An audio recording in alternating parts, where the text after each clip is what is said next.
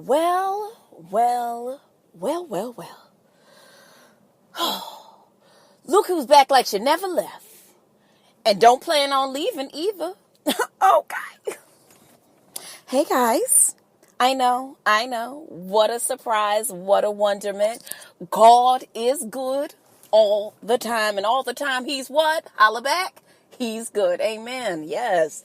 Listen, I decided long ago, never ever, and this was some sage wisdom that my aunt had given me. You might have heard this.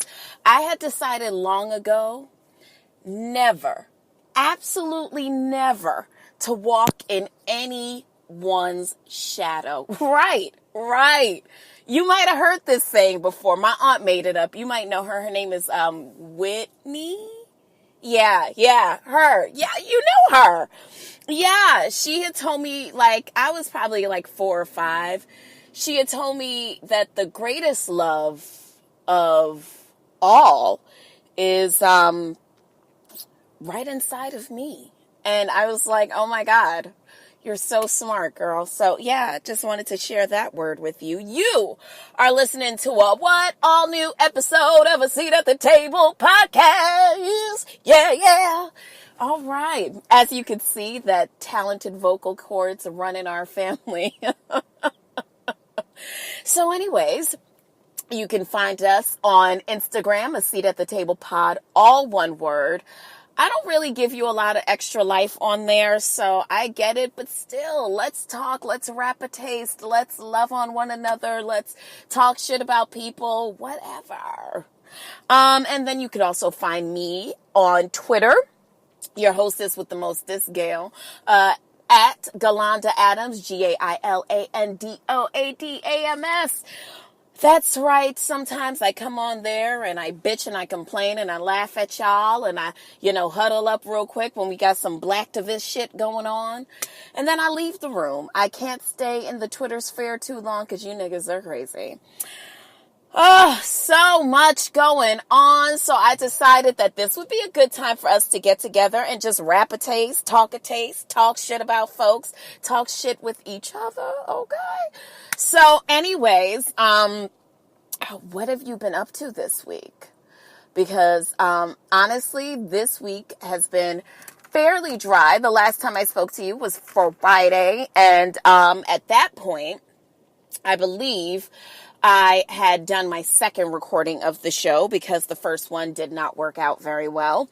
And then, I pretty much had worked all weekend, really didn't do too much outside of that, go to the gym, eat shit. I don't know why, you guys, but I have been eating horrifically in the past couple of days, truly really bad. I even had McDonald's yesterday, which is something I don't do, but I had a really fucked up day. It's been a really couple of fucked up days at work. Can we just go ahead and dive into the, pull up to the real seat right now? Do we have to wait till the end? Can we talk? Can we have some coffee talk right now? Adios mio, man. Listen, okay? Work.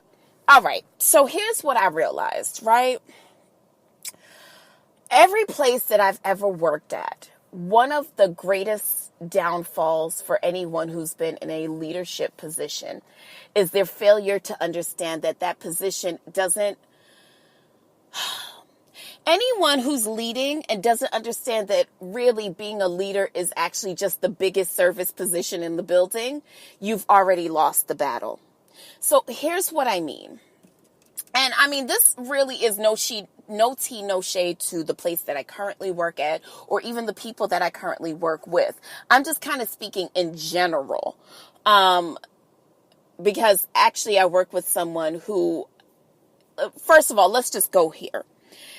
If you've ever worked anywhere, you know that there are different levels to management, right?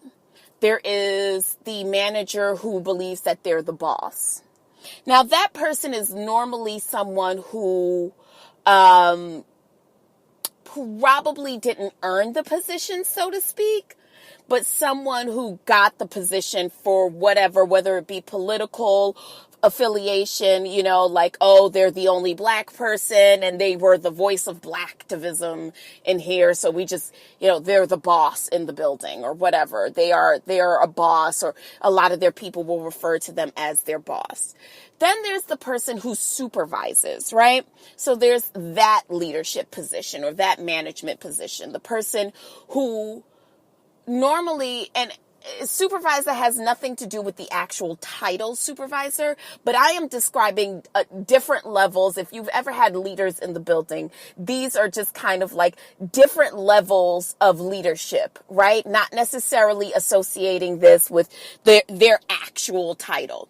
So far we've got the boss, which is normally someone who, if the people who report to them refer to them in this title, this person is normally also kind of the fist, the heavy, the person who everyone can go to, whether or not they are their true actual boss, but everybody could go to and say, like, this person gets shit done. They're the boss. All right. Then there's the person who's like, they're the supervisor. They're really just there to kind of quote you company policy.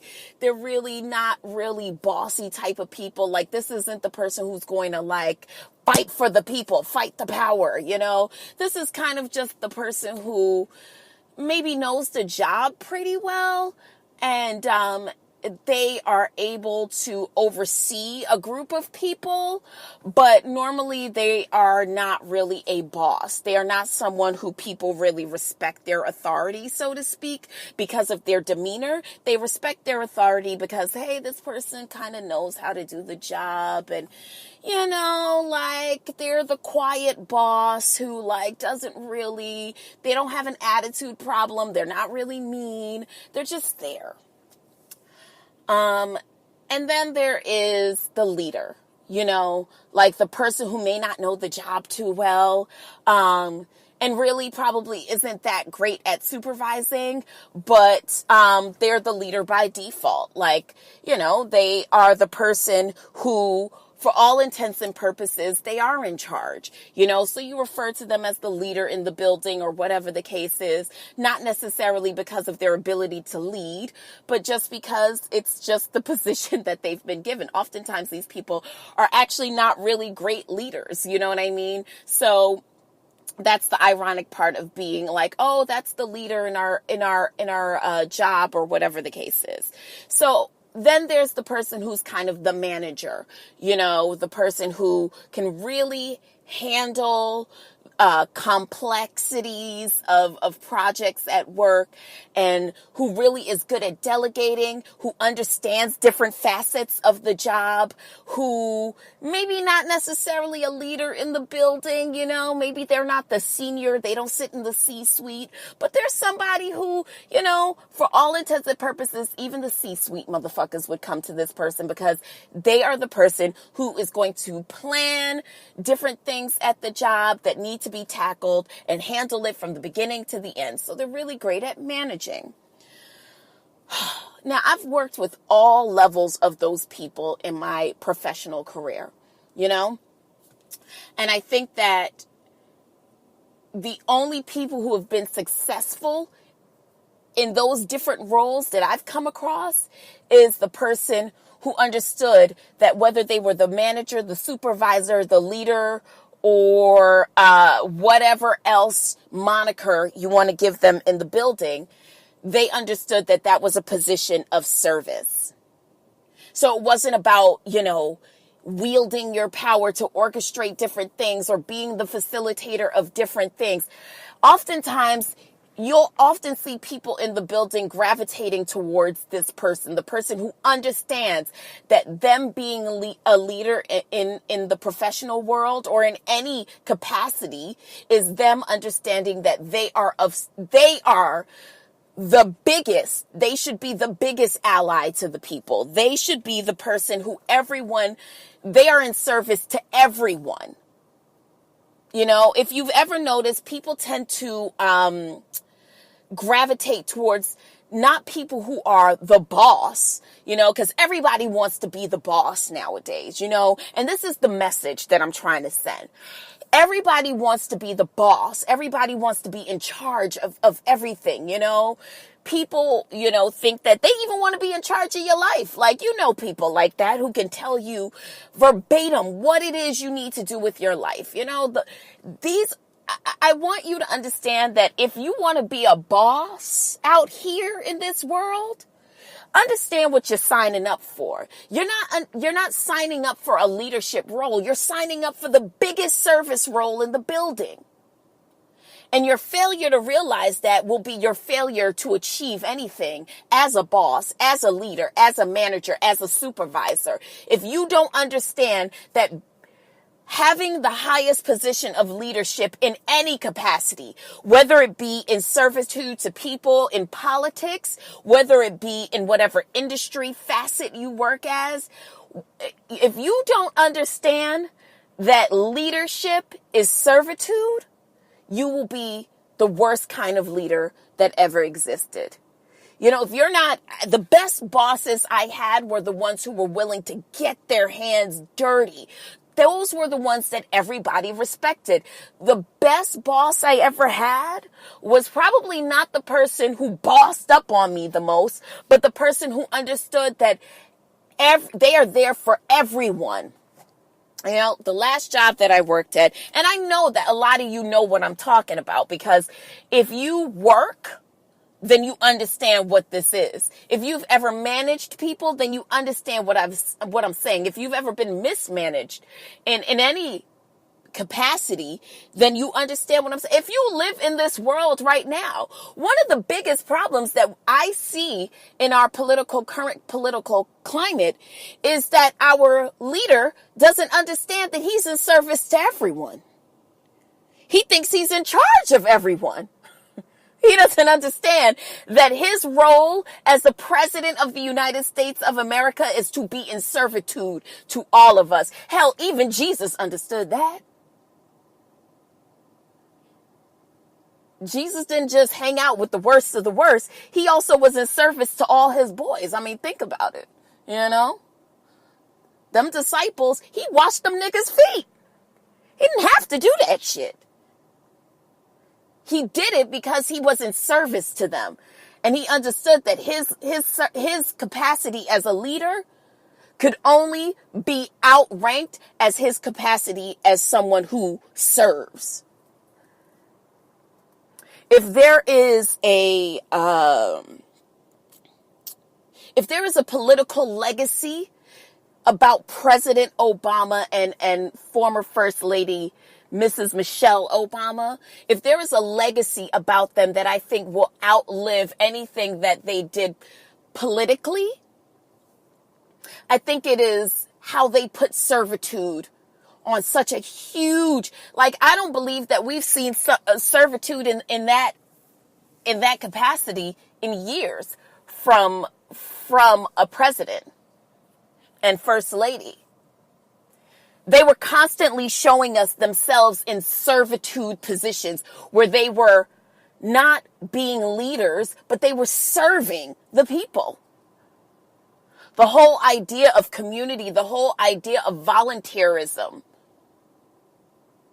So I say all of this to say to you, and I know this is heavy for the very beginning, but I want you to understand that, if there's anything in the world that you're thinking about doing and, your biggest, and we talked about this last week, how the whole idea of purpose is not necessarily static. I think a lot of people see their purpose as status related. Therefore, my purpose can only be revealed if everybody knows what it is.